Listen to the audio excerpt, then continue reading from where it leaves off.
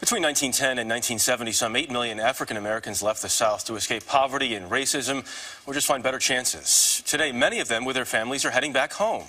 CBS News correspondent Michelle Miller has more on that this morning. Michelle, good morning. Good morning, Jeff. Well, this trend is changing the face of the South and reversing the Great Migration that began 100 years ago.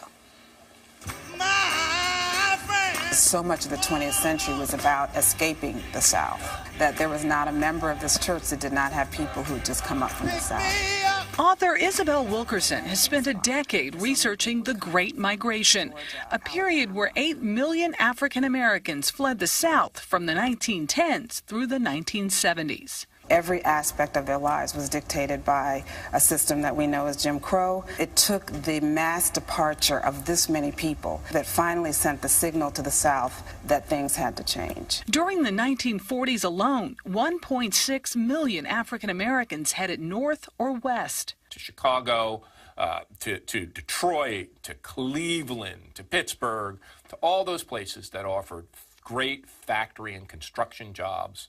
And a higher wage and a better life for your family. My apartment, that's where I was. Louise Brown was just 15 years old when her parents moved their family from Atlanta to New York in search of better opportunities.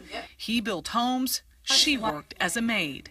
I've been in New York since 1944. So when your children came to you and said, "We're moving back, we're going south," you said, I said, okay, I'm ready.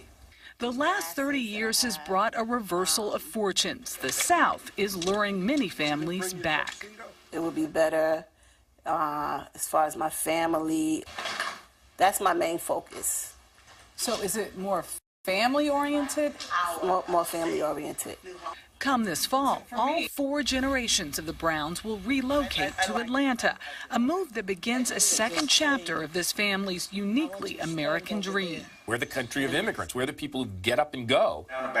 Mel Palmer took the leap nearly a decade ago. At first, his father didn't understand. He didn't want me to come back to Atlanta or Mississippi. And when I moved to Atlanta, it took about 4 years for him to finally come down and visit me. And when he saw the quality of life and what the city had to offer, he was wondering why I didn't even move sooner. The old stigma of the South is no longer exists. Does it also mean that the South has come a long way? The South has come a long way, partly because of the sacrifices that these people made in this Great Migration, I mean, forcing the South ultimately to re-examine itself. I think the big part of this movement is the new young generation of African Americans. The market is more reasonable than in New York.